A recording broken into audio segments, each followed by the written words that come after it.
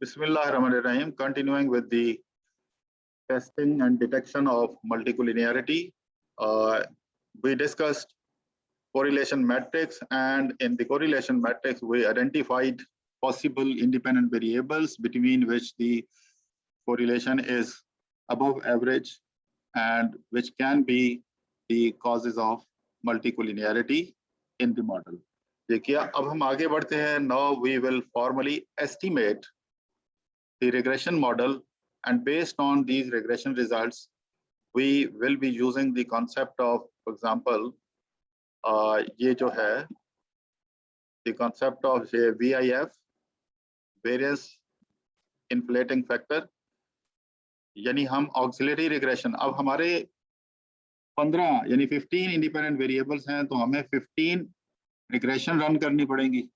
ऐसे है ना, ऑक्सिलरी रिग्रेशन का मतलब यही है ना कि choosing one independent variable and regressing it on the other 14 independent variables, फिर दूसरा इंडिपेंडेंट वेरिएबल और बाकी 14 के ऊपर रिग्रेस, इसी तरह एंड सो ऑन.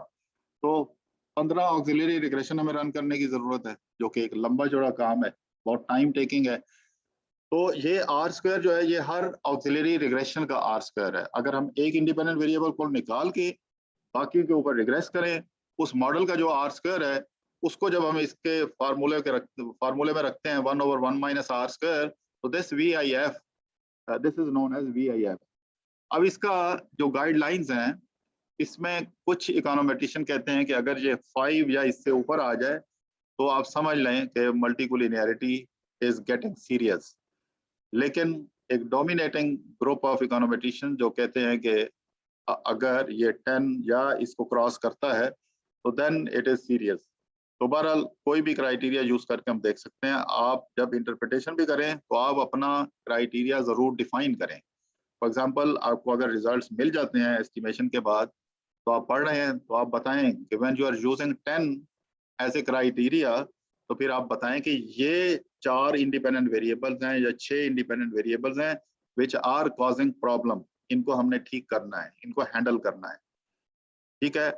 VIF की एक लिमिटेशन भी है, वो पहले से समझ लें, फिर हम आगे चलेंगे. VIF की एक लिमिटेशन है, एक इसकी सबसे बड़ी वीकनेस ये है, आपको पता है आर स्क्वायर को जब हम इंटरप्रेट करते हैं तो क्या कहते हैं, हम कहते हैं फॉर एग्जांपल आर स्क्वायर अगर 0.8 है, तो हम कहते हैं 80% of the variation in the dependent variable is due to all independent variables included in the model. तो इसका मतलब ये है कि ये जो VIF निकलेगा, ये आर स्क्वायर बेस्ड है और उस आर स्क्वायर के अंदर किसी एक इंडिपेंडेंट वेरिएबल का कंट्रीब्यूशन नहीं है, बहुत सारे इंडिपेंडेंट वेरिएबल्स का कंट्रीब्यूशन है. इसकी एक लिमिटेशन है, अगर आपसे पूछी जाती है तो आप बता सकते हैं. तो इसलिए फिर इससे बेहतर मेथड क्या हो सकता है? इससे बेहतर मेथड हमारे पास ये है आइगन वैल्यू कंडीशनल इंडेक्स. ये कंडीशनल इंडेक्स, ये दरअसल ये जो चीजें हैं ये एसोसिएटेड हैं विद फैक्टर एनालिसिस. ठीक, फैक्टर एनालिसिस क्या होता है? ये एक लंबा चौड़ा टॉपिक है, इसके ऊपर मल्टीपल वीडियोस बनेंगी, मल्टीपल लेक्चर्स की जरूरत है, तो ये अलहदा से इसको बनाया जाएगा. लेकिन यहाँ पे सिर्फ हम इसकी वैल्यू को डिस्कस करेंगे कि ये कैलकुलेट कैसे होता है और इसकी मीनिंग क्या है. तो इसमें भी दो ग्रुप ऑफ इकोनोमेट्रिशियंस हैं. कुछ कहते हैं कि व्हेन कंडीशनल इंडेक्स की वैल्यू 10 से बढ़ना शुरू हो जाए तो आप समझ लें कि मॉडरेट लेवल की मल्टीकोलिनियरिटी है. इफ इट कंटिन्यूज इंक्रीजिंग और 20 को क्रॉस करके 30 पहुंच जाता है या उससे भी ज्यादा, देन इट इज सीरियस. तो बहरहाल हम कोई भी हो, हम इसको इन सारी चीजों को निकालते कैसे हैं? वैसे तो फैक्टर एनालिसिस से ये सारी चीजें निकलती हैं, लेकिन इसका as a part of the package SPSS में जब हम रिग्रेशन एस्टिमेट करते हैं तो उससे निकल आती हैं और आपको वो समझना आसान है. मसलन मैं आपके साथ अभी करके दिखाऊंगा. ये हमारे पास वही डाटा सेट है और इसको एनालाइज के बाद हम जाएंगे रिग्रेशन में लीनियर, और लीनियर में आवर्स जो है हमारा डिपेंडेंट वेरिएबल, ये मैरिड वुमेन के वर्किंग आवर्स हैं, और बाकी all other independent variables shifted here. अब स्टैटिस्टिक्स में आपने ख्याल करना है, because we are discussing multicollinearity, so we must select this collinearity diagnostics. अब इस मल्टीकुलिनियरिटी डायग्नोस्टिक्स में BIF भी होगा, कंडीशनल इंडेक्स भी होगा, सारी चीजें होंगी। इससे हमें पता चल जाएगा। आर स्क्वायर चेंज की हमें जरूरत नहीं है। डिस्क्रिप्टिव स्टैट्स अगर आपकी चॉइस से करना चाहें ठीक है, कॉन्फिडेंस इंटरवल देखना चाहें ठीक है, लेकिन हमारा मेजर फोकस कुलिनियरिटी डायग्नोसिस के ऊपर है। अब ये आपको तो जब आप कोई पेपर पढ़ रहे होंगे तो उसमें तो रिजल्ट्स होंगे ना, तो आपको वो रिजल्ट्स कैसे, वैसे तो निकालने का तरीका भी, फॉर्मूला जैसे मैंने दिखाया है, निकालने का तरीका भी आना चाहिए, लेकिन अगर रिजल्ट्स गिवन है और उनको इंटरप्रेट करना है तो कैसे करेंगे? ओके, ये रिजल्ट्स आ गए हमारे पास। कोरिलेशन ऑलरेडी डिस्कस कर चुके हैं, वो इसलिए हमने एक्सेल में कर लिया क्योंकि इसका टेबल जो है बड़ा लंबा चौड़ा होता है, उसको कंट्रोल करना बड़ा मुश्किल है, इसलिए हमने नहीं किया। उसके बाद ये इंफॉर्मेशन है कि कितने वेरिएबल्स इसमें इंक्लूडेड हैं। तकरीबन 15 इंडिपेंडेंट वेरिएबल्स इंक्लूडेड हैं। इसमें आर स्क्वायर बिल्कुल उसी तरह, ये ऑलरेडी हम डिस्कस कर चुके हैं कि इसका क्या मतलब होता है। फॉर एग्जांपल यहाँ पे 65.9% of the variation in working hours of married women are explained by the 15 independent variables, जो कि जिनका सोशियो इकोनॉमिक फैक्टर्स हम कह सकते हैं। So they are actually contributing, those 15 variables are contributing how much? 65.9% variation in the working hours of the married woman। बाकी ये R वगैरह ये कोएफिशिएंट्स उसी तरह आमतौर पे जिस तरह करते हैं, लेकिन इसमें ये VIF है। ये VIF का टेबल है, ये देखें, ये क्योंकि प्रोग्रामिंग की हुई है SPSS के अंदर, तो उसने ये जितने इंडिपेंडेंट वेरिएबल्स हैं उतनी ऑक्सिलरी रिग्रेशन रन करने के बाद ये उनका जो आर स्क्वायर था उसको इनकॉर्पोरेट करके ये VIF निकाला गया है। तो अगर आपने वापस आर स्क्वायर निकालना हो, फॉर एग्जांपल अगर मैं ये कहूँ कि मुझे ये kids between the age of kids below 6 को रिग्रेस करें बाकी वेरिएबल्स पे और मुझे बताएं कि इसका आर स्क्वायर क्या होगा, और ये टेबल गिवन हो, तो आप रिग्रेशन नहीं रन करेंगे, आप जाएंगे VIF पे और इस फार्मूले में इसकी वैल्यू पुट करेंगे VIF की यहाँ पे, और इसमें आर स्क्वायर की वैल्यू आसानी से निकाल सकते हैं। यहाँ पे वैल्यू पुट करके, फॉर एग्जांपल अगर VIF की वैल्यू है आपकी यहाँ पे ये 6.2 है, तो ये इधर 6.2 लिख के आर स्क्वायर के लिए सॉल्व करेंगे, तो आप बताएंगे कि अगर आप ये जो मार्जिनल टैक्स रेट को रिग्रेस करें बाकी 14 वेरिएबल्स पे, तो उसका आर स्क्वायर इतना निकलेगा जो मैंने अभी बताया उसमें पुट करके। ठीक हो गया? तो इससे पता चल रहा है कि अगर हम 5 का क्राइटेरिया यूज करें तो हमारे लिए जो प्रॉब्लमेटिक जो इंडिपेंडेंट वेरिएबल्स हैं वो कौन कौन से आ रहे हैं, एक फैमिली इनकम और दूसरा मार्जिनल टैक्स रेट MTR, ये 2 वेरिएबल्स आइडेंटिफाई हो रहे हैं।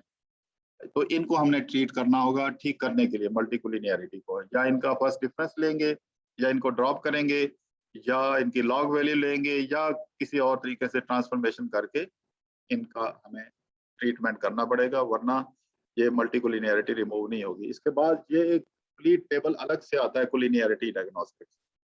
ये हमें बहुत सारी इंफॉर्मेशन दे रहा है। बस कंडीशनल इंडेक्स में आप देखें, ये मैंने बताया था ना कि आपको VIF आमतौर पे रिलायबल स्टेटिस्टिक नहीं है। उसकी वजह क्या है कि उसके अंदर तमाम इंडिपेंडेंट वेरिएबल्स का कंट्रीब्यूशन होता है आर स्क्वायर में। लेकिन यहाँ पे आप देखें कि यहाँ पे बहुत सारे वेरिएबल्स आइडेंटिफाई हो रहे हैं जो मल्टीकुलिनियरिटी कॉज कर रहे हैं। फॉर एग्जांपल ये वेरिएबल नंबर 16, 15, ये सारे 30 से अबव हैं, और अगर इसको भी इंक्लूड करें ये 12 पे है, ये 20 से अबव है। ठीक है, और ये आइजन वैल्यू जिसको लिखा है, आइजन वैल्यू असल में वेरिएंस है। ये वेरिएंस क्या बता रहा है कि किसी एक डायमेंशन या किसी एक फैक्टर को, मसलन फैक्टर नंबर 1 को एक्सप्लेन करने में, यानी इसकी वेरिएशन में बाकी इंडिपेंडेंट वेरिएबल्स का कितना कंट्रीब्यूशन है, वो आप यहाँ से ऐसे हॉरिजॉन्टली जाएंगे। मसलन एज का कंट्रीब्यूशन ये कोई बहुत ही माइनर सा है, एजुकेशन का बहुत माइनर सा है, लेकिन इसमें कोई ज्यादा कंट्रीब्यूशन नहीं है बाकी वेरिएबल्स का, तो इसलिए हमारे लिए ये इतना प्रॉब्लमेटिक नहीं है।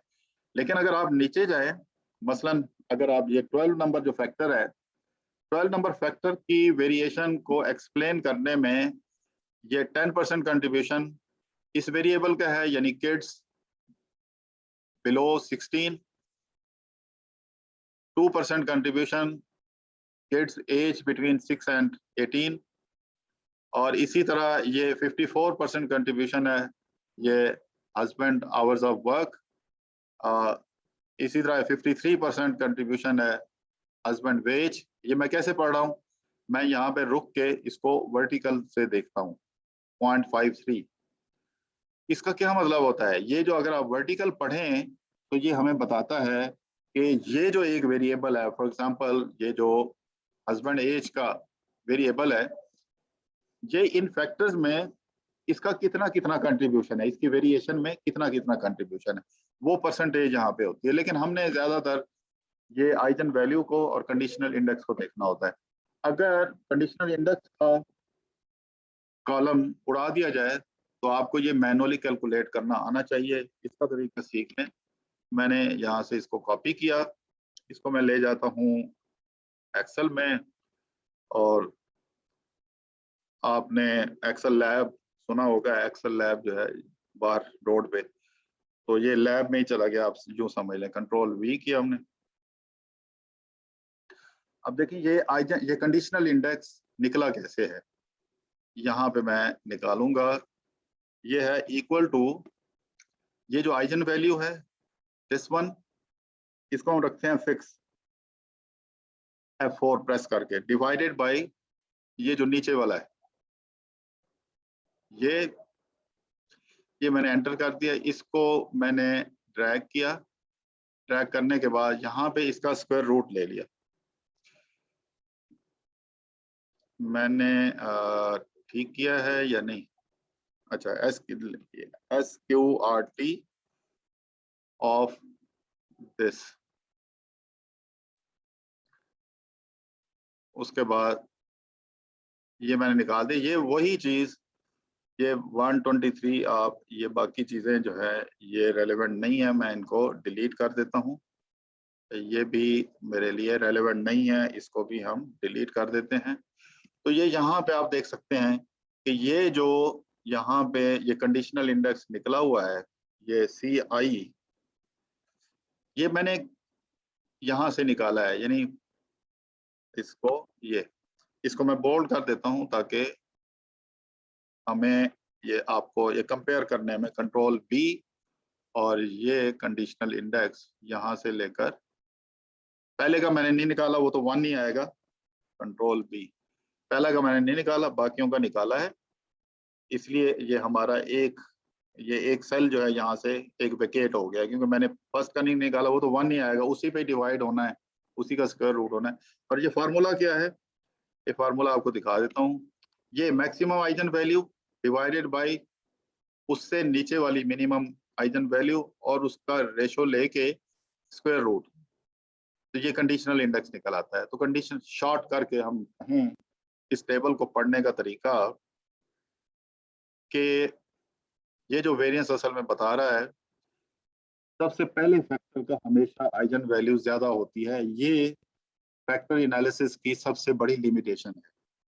फिर उसके बाद और सो ऑन, आप देखें ये कम हो रहा है, लेकिन जिनकी ये वैल्यू कम हो रही है वहाँ कंडीशनल इंडेक्स आप देखें ये बढ़ रहा है, तो ये इसमें मल्टीकोलिनियरिटी की प्रेजेंस इंडिकेट हो रही है। तो हमारे पास ये तकरीबन, अगर हम इसको भी राउंड ऑफ करके 30 समझ लें, तो 1 2 3 4 वेरिएबल ऐसे हैं जो मल्टीकोलिनियरिटी कॉज कर सकते हैं, प्रॉब्लमेटिक हो सकते हैं।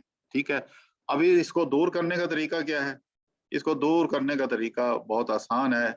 ये देखें, मैं उसी SPSS में जाके इसी को एनालाइज के बाद यहाँ पे ये है डायमेंशन रिडक्शन, इसमें डायमेंशन रिडक्शन, तो ये फैक्टर एनालिसिस में हम जाते हैं और इसमें ये तमाम वेरिएबल्स जो हमारे हैं इनको हम इधर लेके आते हैं और इसके डिस्क्रिप्टिव और एक्सट्रैक्शन वगैरह, ये बात की बात है, ये आपके इसमें सिलेबस का हिस्सा नहीं है। Just to give you an idea, यहाँ आप बात समझा सकते हैं कि कितने ये ऑटोमेटिकली ये हम कर क्या रहे हैं, ये प्रिंसिपल कंपोनेंट एनालिसिस होता है, जिससे आपके जो स्ट्रांगली कोलिनियर वेरिएबल्स होते हैं वो नॉन कोलिनियर में कन्वर्ट हो जाते हैं। Strongly collinear variables non collinear में कन्वर्ट हो जाते हैं, और जो रिजल्ट्स आपके पास आते हैं उसको आप आइगन वैल्यू बेस्ड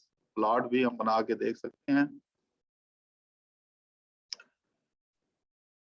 तो ये रिजल्ट्स हमारे आते हैं, ये यहाँ से हमें पता चलता है कि ये जो एकदम जो ड्रॉप हो रहा है,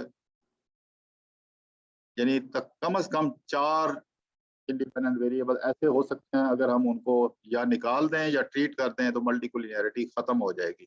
अच्छा, वो क्या हो सकते हैं? Again we refer back to the correlation matrix, यहाँ से पता चल जाता है